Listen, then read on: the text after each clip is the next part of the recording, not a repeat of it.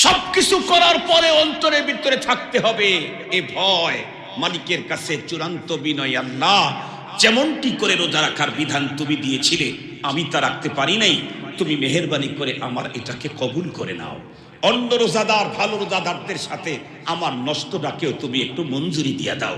এই বিনয়ের সাথে ইফতারের মুহূর্তে যখন বান্দা কাঁদতে থাকবে, আল্লাহ পাক তখন এই রোজাদারের রোজাটাকে কবুল করবেন।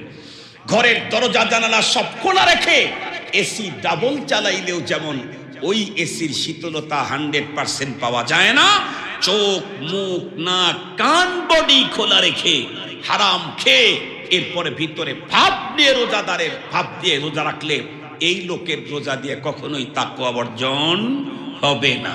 আল্লাহ পাক আমাদের সকলকে 6 শর্ত মেনে সিয়াম সাধনা পালন করে আল্লাহর বান্দা থেকে বন্ধু হওয়ার তৌফিক দান করুক। ওয়া আখির